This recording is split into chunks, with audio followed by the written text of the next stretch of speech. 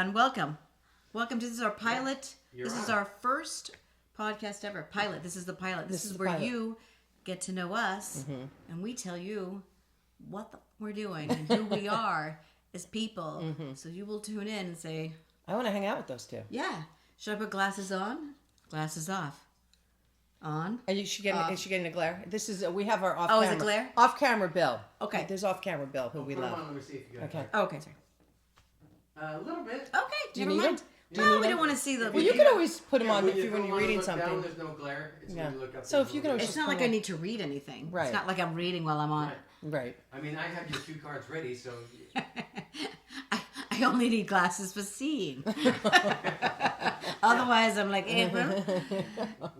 And we have the earpiece that you've got in, so if you know what's going on. She's walking. She's walking right now. I'll feed you all the lines. I'm April, and this is Charlene. Oh, God forbid. God forbid. Almost. Yeah. All right, go ahead. What? Tell them who you are. Oh, hi. I'm April. I'm Charlene, and Bill. We got- William. I yes. kept saying William. She's like, who? I told him. I go, I Bill? told him. And It's it makes Bill. her angry, like It I does. just called you like Katrina or something like weird. I go, I think Bill and Will is close together. Yeah, I well, am a force like Katrina. Yeah. do you prefer? That feels do like you could do have just prefer went dirty. William or Bill? Bill.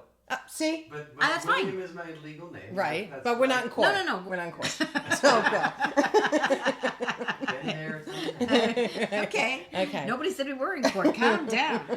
We have to say this as a beginning. We should just say we're both Italian. And our Italians are like little countries of communists. They just take over. They took over the conversation. They took over the house. And when I asked her, I said, well, where should we do the podcast? And I said, she goes, a dressing room. And then I go, should we ask? No. And I go, that's why I love you. I mean, no. You ask? Should we ask permission? You don't even ask. Yeah. Should we ask permission? You're like, No. we're going to go. We're going to do this thing. We're good. Yeah. No one's in here. No one's in here but Just us. Well, someone's going to come in here. We're in a dressing room at Universal Studios. Yes. Shar and I actually met on sitcoms. I know. How long ago was it? I remember seeing you first, like, probably around 2013. Oh, was it Nicky Ricky? It was See Dad Run. Oh, my God. Yeah. Oh, my God. I forgot about See Dad Yeah, Run. See I Dad forgot Run. I was on that. Yeah. I love that show. Yes. And you would like loom in the back. Like, you were just like, yeah. Sounds like me. I hate when people just say, you were like this. You were like the hiding. Phantom of the Opera. Oh, my God. It's so mean. That is so funny. Yeah, yes. But I was like, who is that? Like, you caught my eye. You were a stand-in. Yes. I was just a regular background, so we can go find clips and show you. That was like fun for me because that was my first regular. I was there every week. Yeah. And then I remember my friend Joe, Scott Baio goes, I just got a divorce. It's wonderful. And Scott Baio goes, well, what's so wonderful about it? I go, well, it was hard to like handle all of his gaggle of whores. And then Joe looked at me and Scott Baio goes, oh. And then I was like, sorry. Joe was the AD. Joe was the Second AD. But it was Scott Baio. That's the first time I opened my mouth. So he was kind of like, all right, Charlene, thank you for introducing yourself. You know, and he kind of had like why is marriage so hard? I go, it's all the whores, Scott. Yeah, so that's what came, Anyway. That's what came tap dancing onto set in 2013. And then we were on Nicky Ricky Dicky Dumb, which That's is right. a Nickelodeon show. Right. So we've done all these shows together, and, you know, we both live in this Hollywood world. Yes, and Shar stalked me, and I just finally I gave stalked you. I in. know. I said, let's do a podcast, please, April, please. So, where are you from? What do you mean, where am I from? I'm from, I grew up in Boston. And but I have a very Boston attitude, but my dad moved us to the South. When? I was older, so I didn't go until later, but all the younger kids, doesn't matter. The whole rest of the family is older than me because my dad had me when he was 17. So all of my brothers and sisters are much younger. Right. From when I was born. So we grew up in Boston, and I mean Boston. I'm talking like not Southie, but it's definitely like, hey, you know, everybody's, my aunt, I always say like my grandmother would meet me at the airport and I'd be like, you go, hey, douchebag. And I go, Granny? Grandma? Grandma? You know, like, that's just our family. And the way you said aunt. Auntie. Yeah. Auntie. Auntie Sue's, you know, Yeah. like, but, so and then my father moved them to the deep south. Not like not a city like Atlanta. It was Augusta, Georgia, which is really small. There's a nuclear power plant. But you didn't go. I didn't go, Okay. and then I went a couple years later, and I was gonna leave, but I ended up doing radio, and I just was visiting, and then I just got a new career in radio, so I thought, oh, where else am I gonna learn radio? I'll stay here, and then I got married. I was trying to leave, and then I got married to the Southern, so I just had this weird, deep, like anger Southern, like thing going on all the time. So I'm either like. You know what I mean? Like, hey, y'all, how's your mama? Right. Like, I go to customer service, how's your mama? I saw you in church. That's a beautiful brooch. What the fuck you mean we're going to be late, you little fucking bitch? I am so sorry. That is my Yankee. She is so rude. I call it my inner gangster, my Long Island inner gangster. Yeah, you're from Long Island. I am from Long Island, yes. I'm from Massapequa, which we called Matza Pizza. And I came out to LA, but you never lose that, you never lose your New York, Long Island, way ever. Like people will think like, oh my God, she's so nice. And I am, but,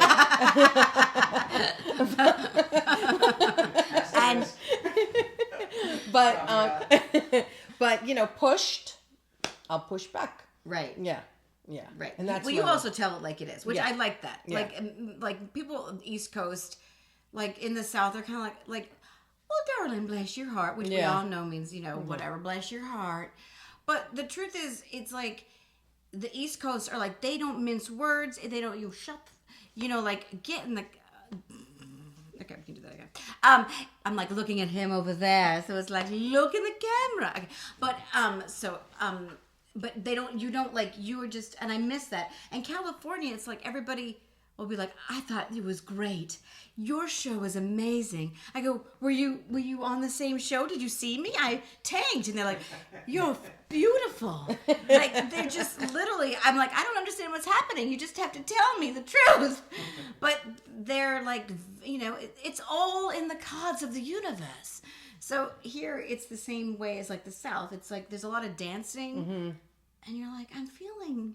So it makes you feel crazy. So I like, even though it can be harsh, you know what I mean? Like, what is that thing? One day, this is what's so funny. I was on set and I was talking to somebody and I said, what was it, the story? And I said, she said, oh, how's Caroline?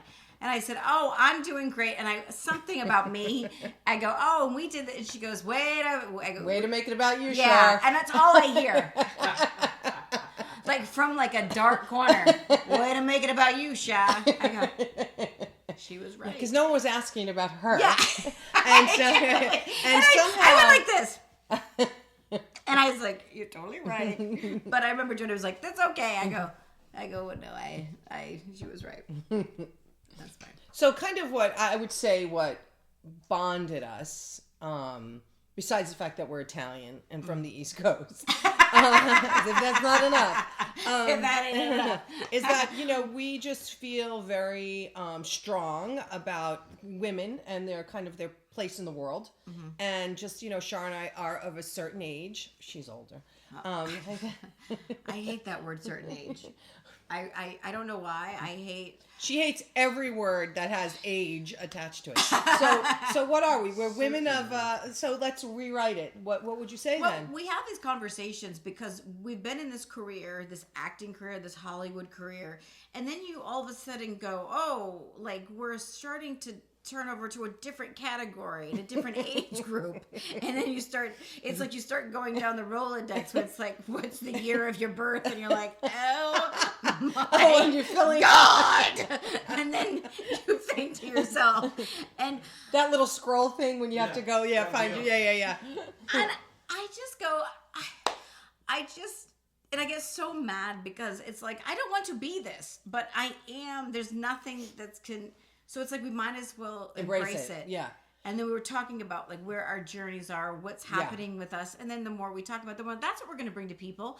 Because I don't relate to anybody who's talking about like, you know what I'm saying? Like the younger crowds or whatever they're talking about. I'm like, I don't relate. I just relate to bloated. I relate to like I am I'm either eating chocolate or I'm thinking about murder. Yes. She's always looking for chocolate. I can attest to that. But I think also here's a show called Staten Island. There's a TV in front of us that cannot be turned off. I've tried to turn it off 4 times and it won't turn off. But I also think that for myself, I'll speak for myself. I don't feel any different than I felt at 18 years old, and I really don't. I know I look different because that's just life, but my brain, who I am as a person. I'm obviously smarter and I have more life's wisdom, but I feel like the same person, and I also feel like I will live my life to the fullest till the day I take my last breath. And so I think what we've talked about and what annoys us is that's why you hate women of a certain age. It's that we have to be kind of slid into a category. And I just feel like we're not that. And maybe that's because we moved to California. Maybe it's because we jumped off of, like, I always feel like there's a life that was given to you. Like, I was raised on Long Island. What I was supposed to do was grow up, get married, have kids. And that was a life offered to me. And let me tell you, my friends do it. It's a good life. They still all have each other. They support each other. They're there for each other. We're out here like fish out of water. But for me, I jumped overboard and as you did, and came to California. And it's just that I don't want to be. I don't want someone else telling me who I am. I guess that's the whole thing. I don't want someone telling me who I am. And this town specifically puts people into boxes. Are you kidding me? Yeah. It's like the age group. I'm like trying to make the 45 cutoff, and it's like. Well, what was the casting thing? So we were looking through a casting thing yesterday, and it's a jogger. Yeah. It's like jogger, 18 to 45. I'm like, no, what? I can't jog at 46. But every category was 18 to 45 until it was 18 to 70. In the mental ward. A mental asylum. Mental asylum. Oh. She was excellent. Yes. So that's kind of like the myth we're trying to break. And I feel like there is a movement now with women too. I mean, I do sense it. I just went on a writer's retreat in Paris with a bunch of women, and she still has some croissant on her chest. Flaky croissant. She just likes to touch croissant. Me. And that's really what it was about. It was about, this particular thing was called a remembering, and it was about remembering who we are and not and like women trying to come together to, and also someone like Bill, because Bill's I'm going to say this. I think you're a very, very sweet person. He's a very unique male, and we love him. But it's like a remembering of who we are and how society will begin to little by little start picking that away from you. And it's to like kind of reclaim that and pitch our flag and not let go of it. So I think that's kind of like how we started bonding and talking about this. Yeah. Or yes. And everything feels like it's starting to do this. And then you go, oh, well, I don't, like you said, I don't feel like that inside. No. And I don't want it. Like my friend, I live with somebody else and someone my age. And she came in the other day, she goes, Laverne and Shirley is 50 years old. 49 years old. And I go, I don't know who that is. I don't know Laverne or Shirley. I've never heard of them. She goes, stop it. I go, why are you telling me this? It's like she'll go, will you stop it? I know how old you are. And I go, I don't know why we have to have this game. Like, I don't want to know how old I am. I don't want to celebrate a birthday. I go, because that's what's got to change. I want, no, it doesn't have to. Why do I have to? Prince said, do you know how old I am? And he goes, no, exactly. I've never celebrated a birthday since I was born. He won't celebrate any birthday, and he was ageless. And I feel like that's because I feel like if I told my body how old it would start doing this. What? Oh my God, a frozen shoulder. Why did you say how old you were? No, I do feel differently though. I feel, not that I feel like I need to like wear, a number like printed on my head, but also it's like I don't feel like, I feel like it's society that makes you want to run and hide and be shameful about having lived. And so it's like, well, it's a woman dynamic. Yeah. Because I was telling you, like this comedian, I was watching him on stage. I do comedy and have done comedy. I haven't done it as much as I used to be on the road, but I still go to the Comedy Store. And she's very funny. Anyway, this comedian, no, do not say my. This comedian, he was like, it's over. It's over. Women, it's over. It's over for you. It's over. You're done. You know what I mean? The lips, the plastic surgery, you're over. You're trying for a second shot, but you can't. You might as well just face it. You're done. And I was like, this is me. I'm like, I'll kill him. I will stab him. I mean, I couldn't.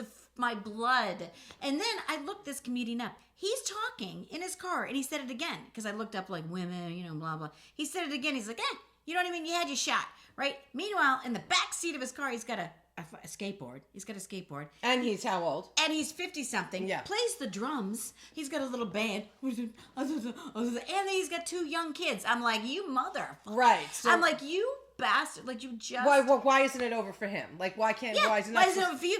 Why is it over for you? Right. Like, it's over for... Like, yeah. We're over it. Yeah, you're over... That's what... Okay. That's why we're calling this podcast Over It. Because I'm over everything. I'm over you telling me what I'm supposed to feel, what I'm supposed to do. I'm over it. Like, I'm over... Like... What did you say the other day about giving? Like, women... Oh, but the rage? Yeah. Well, no, because I got a little divorce, and I was going through the change. And I was just a lot of anger and heat. And he was like, you're so angry. And then all of a sudden one day I was like, you know, just making his sandwich. He's like, don't forget to cut off the crust. And I don't know, I blinked out and threw the sandwich. And he was like, this is what I can't put up with. I was like, put up. I've literally been cutting the crust. And and it made me realize, it's like, I'm not angry. I'm angry that I gave away my life to you. Yeah. I'm angry that I got nothing back. Like, I'm angry that it was like, more, you're not. And I go, I'm angry that I just was like, yes to everything. And you go, and then at the end you feel depleted. And then they're like this, well, hi, meet your replacement. Yeah. She's 27. No more use for you. Yeah. Like, it's just somebody takes you on a boat, put you in, and just like, goodbye. Goodbye. And then I came paddling by. Hey, Sharp. So I hate the fact my friends are like, we need to have more women's groups. I go, I don't want any more women's groups. This makes me feel like we're going into a commune of like, you know, like I feel, can I just say one more thing? I feel like I did this description, like you remember Jacques Cousteau? Yeah. You know, he'd be like, okay, the fish now is going. So I feel like that's what it's like. I'm being told. It's like, all right, now the fish now will go float away into the cave, into the abyss. Because she's no longer needed in life, where she will spend her life learning how to line dance, because there'll be no more single dancing for her. And then she will learn to crochet, so she can crochet herself into her coffin. It's like, you're like, what is, that's my... Yeah. And then I just go, I refuse. I'm like... And then I think that what happens is that women, after a while, when you're told that enough, and it's like a kid. When you tell a kid they're a bad kid, you're a bad kid, you're a bad kid. After a while, the kid's like, I'm going to fucking rob a bank. Like, how many times, you know, you can't keep telling me I'm something, and I'm not going to believe it. And I think that's also the thing with women, is we're told over and over and over again those exact things. And then little by little, we just start kind of pulling ourselves out of, well, there's 2 things. Wait, there's 2 things that happens. We either pull ourselves out of the race, or it becomes the crazy female. Do you know the one that's going to walk in and be like, I'm here! And you're just like, all right, settle the fuck down. Because it's too much in the other. Yeah, those big black glasses. Or the red glasses. The skirts and you're like, too short with the like loose skin. And it's going the whole other way, because what they're trying to do is to prove they're still who they are. I don't want to prove I'm still who I am. I'm still on a fucking journey. And you're not going to tell me my journey is done. Mm-hmm. That's the thing. It's like, I'm not trying to go backwards. I'm just trying to keep growing and becoming whatever I am. And I'm not ready to crochet myself into my casket. And I'm not going to show up like in my cheerleading uniform from fucking 12th grade. So, even though I wasn't a cheerleader. Never mind. Yeah. Let's go to Hollywood. Let's go to the movies. And I will just say that because I remember there was one movie, and it was literally that. It was like they were in a nursing home, Diane Keaton. Mm-hmm. Right, where she like... And they became a cheerleader. Right. They wanted to cheer. That's what I mean. And I was like this. That's what I mean. Understand. This is it for us. Men are like, I'm in a group. But that's what I mean. The and fact we're like, that we're cheerleading. But that's supposed to mean we still have it. I'm not saying you can't do it. Right, but that shouldn't be like, we shouldn't have there's the, like a we weird, still like- have it. It should just be, we're still here. We're still moving forward. I don't need to prove to you what I did when I was 16. Yeah. So that's the difference. And I feel like that was almost the first step in like the rebellion of women, is like, I can still do this. Look, I can still do a split. My girlfriend still can do a headstand. If I do a headstand, I would be hospitalized. And so she can still do a fucking headstand. I'm just like, no. If I did a split, I would break my vagina. So it's like, I don't... Little lickety splits. We're going to the hospital. The first wave was trying to prove we can still... And look, men go through this too, I think. Like, I can still, lift, whatever. I can still... this is not all just Right, women but society go through doesn't it. say they trade in for the younger model, and you're like, oh, that's not true. I had two traded in for the younger model. So, whatever. I get, okay, that's what they do. And then you'll start to like be angry that you want a cat. And you're like, I wouldn't get a cat if you paid me $1 million cat dollars. It's that we're not, I feel like with Char and I, we're incapable of tapping out. Like, people are waiting for you to tapping tap out. out. That's good. Yes, and we're incapable of tapping out. And we feel that there's Or a it's whole never- group of women in the world that are probably, within our world, I won't say age range, but within our world, everything age is very upsetting to her. Within our world that aren't ready, they're not tapping out. I will never fucking tap out, ever. If I live to be 95, it's going to be like, that road is going to be the road less traveled. I feel like this is the declaration from like the Gone with the Wind. As God is my witness, I will not tap out. I will remain relevant. I don't even have to be relevant. I'm just going to Stop putting the dirt, the friggin', whatever. I just want to still be able to live and do what I want to do. That's it. I'm just not going to tap out. I'm not going to tap out. Life is a gift. I'm not tapping out and sitting in my house with a cat. So we just feel like we're not alone. Well, you know what though? I know, like I know. Well, I was gonna say. I was reading this book. It's called The Heroine's Journey. And it's basically the hero's journey, Joseph Campbell, but she's Maureen Murdoch. She does the female journey. And she says the male journey is like to accomplish something, to get the girl, to get the treasure, to get Darth Vader, to maybe he's going to win the planets, meaning they're all going to be peaceful. It doesn't matter. It's an external, but the woman's journey is internal, and it's to integrate all the stuff she threw away to please the father, to... or the dynamic with the mother, it's like hide the mother. And some people, they go into such depression because they realize they followed their father and they went into college because it was, you're my smart baby. Yeah. And then they realize, I just gave my whole life away. I never even wanted to be a CEO. Just to hear who's my good girl. Yeah. Right. So then they go into this deep, deep sadness. But that is actually going into the deep sadness is the alchemy of the phoenix rising, because where you are, you're going in, but you can come out the other side if you don't get sucked in. Right. If you're not, but if you don't get caught in there, the sadness is real, but it's really like she said. It's more like you're letting go of who you were never in order to please everyone. I love that. And then you just wake up one day and you go, like, I even have a hard time going, well, what would make you happy? And I go, I don't even know what you're talking about. Yeah. Like, I'll just like stop and go, where do you want to live? And I go, well, I've never asked myself that before. Yeah. Where do I want to live? But also, why do you even have to have an answer? Maybe you're like, I'm like, when people, what makes you happy? I'm right here. Like, I'm here. I'm living here. I'm doing this. I'm right here. You can tell she's more together than the other person in this relationship or podcast. April is definitely got the secure relationship. But because I just think that's also the thing too. It's like I told you, I have a friend who's always moving. I know she's not going anywhere. And it's like, but she's always moving because she has to believe that somehow something over there is going to be what makes her whole or brings her happiness. Not because when I look at her, I see her as a very successful, wonderful human. But I feel like she is in society, she has been convinced something has to be missing. So even though she's got a great job and a great this and a great that, she doesn't have the man. So maybe something's missing. And so she's always thinking like, I'm going to move here, I'm going to move there.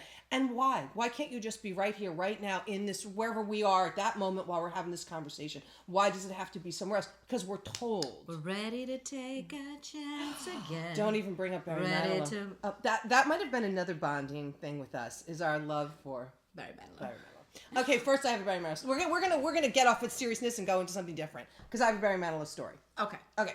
So I'm obsessed. So when I was a child on Long Island, my friend, one of my best friends' sister, was a little more like she didn't play by the rules, which I loved about her. She had a lesbian face. This is 70s Long Island. You didn't have a lesbian face and get home from school safe.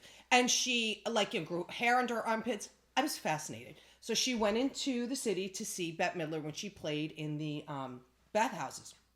And Barry Manilow used to be her. Did you know this? Barry Manilow he was her music. Yeah, I didn't know. Yeah, her music director. Yeah, that's all he was. Bette Midler? Yes, he was already 30 years old, graduate from Juilliard. This was his life for him. He was gonna. That's what he was. He never wanted to be a performer. That question is not on my trivia. Okay, Sarah, we're gonna have some. We're gonna do trivia. And so, so he was selling, but he had made I think. He said she was so generous to him, Bette Midler, that she would always let him play a couple of songs, which he thought was funny because who comes to the bathhouse to listen to the guy in the piano play his own original music? But he would sell his albums in the lobby.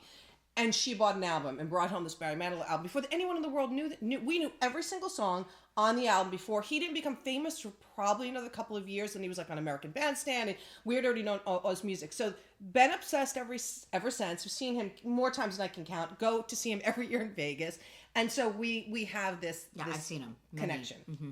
Yeah. Oh no, I saw him. I went to Ellen just because Barry Manilow was on it. Yeah. And I almost won the prize, but some bitch won the prize. All right, so we're gonna do some trivia. Yeah. We're gonna see who knows Barry. It's gonna be her, but it's fine. Yeah, who knows Barry Manilow the most? And Manilow. Bill Manilow. We have Manilow fans. So Bill's gonna give us some trivia questions. I think our Manilow is what Cher is to Sean Hayes on Will and Grace. I agree. That's a really good way to look at it. Yeah, so, I like that. She's smart. So we want to one day we'll interview him on the podcast. Okay. Oh, God. I'm never gonna be able to. I'm never gonna be able to handle his death. I just want you to know that. What the fuck? No. I'm just saying. All right, go. Trivia. There is no death. Go. All right. Mandy was recorded, and the song reached #1 on the U.S. Billboard Hot 100 chart in what year? I'd say 76. Mandy? Okay. Oh, God. Oh, she's just no, because I'm trying to figure out how old I am. So I was going to say 79. 1974. Okay. What? Yeah. Okay. No, it was early. I was a bebe when I first, Okay. Go ahead. Ready to Take a Chance. I just was born in 79. Reached number 11 in the U.S. Billboard Hot 100 chart in what year? Oh. Ready to Take a Chance Again. Ready? Oh, no. I know. It's 81. Ready to put my... You know what song, movie that's from? For you. Oh, the Goldie Hawn one. Foul Play. Okay. Was it 81? 1978. Yeah, I don't think it was 81. Well, the movie, I think Foul Play came out in 81. Okay, something that doesn't mean year. That doesn't have years. Okay. In 1977. I said something without years. I'm giving you the year first this okay. time. Something about years. Which Barry Manilow hit reached #1 in the U.S. Billboard Hot 100 chart? I wasn't even born. Ended that same year as the number 37 hit. In 1977? 1977. It's wait. probably his biggest I write the songs? frickin' song. No. Copa. No. Let's see. How about a hint about the title? Okay. The title has to do with achieving something. Oh, it's not. No, that's not it. So we can just New England. sing it. Even now? Looks like we made it. Okay, looks like we made it. I was senior class president, and I had to pick the senior class song. That was it. Looks like we made it. 1977? No. Oh, when you were senior yes. class president. And everybody was like, why do we have Manilows? That was it. They wrote it on our cups. Looks like we made it. Manilow. What is your favorite Manilow song that can drop you? What was the song we were talking about yesterday? Somewhere down the road. Oh, no. and dreamers have a way. Ah! Wasting rainy days, and somehow we survive. Oh, that's the theme of our. We're gonna make shark cry. No, that song. We dreamers have. Oh my God. Always. All right. We're gonna put this. What is the opening line to the song Lola? Her name was Lola. She was a showgirl. Okay. With yellow feathers in her hair. My and favorite her dress song. cut down to New there. England. Weekend in New England. Weekend in New England. Last night. Yeah, wave goodbye. Okay, Now so it's you guys got close on this one yesterday. See if you remember. In 1971, Manilow wrote a song called "Could It Be Magic" with lyricist and friend Adrian Anderson. What famous composer's music inspired the piece? Chopin. Ah, very good. She has a memory and to do it faster than I can do it. We learned that yesterday. Holy Right, cow. right. In which city Italian, was don't cross Barry me. Manilow born? Brooklyn. Okay. What was the name of Barry's backup singers in the late 1970s? Barry's Girls or? So there were three. The Band-Aids. Yeah.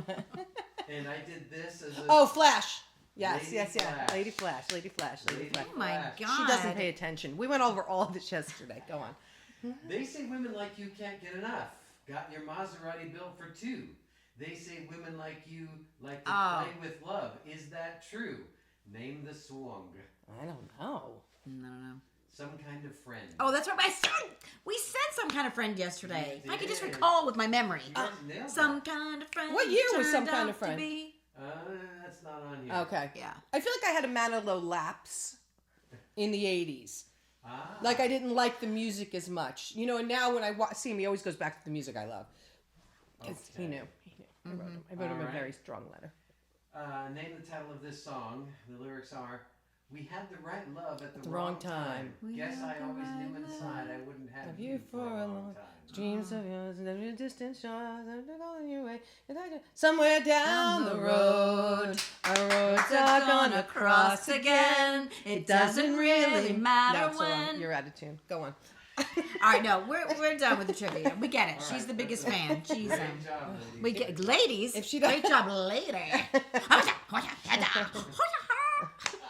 right, I think that's a good way to wrap this up. Okay. And we'll go. We'll be back, right? All right. Have Peace fun. out. Peace out, Peace out. ladies. Mm-hmm. This is what we want to say to you every time we part our show. Don't tap out. We're over it. I'm over it. You're over it. These people. I'm sorry. It's my Boston. I swear. I don't want to swear, but we're over it. We're over. Yeah. That's why we're going to call it over it. 'Cause we're Over it. We're over We're it. not going to go through it. We're going to go over it. And that's a wrap. Bye. Very well done.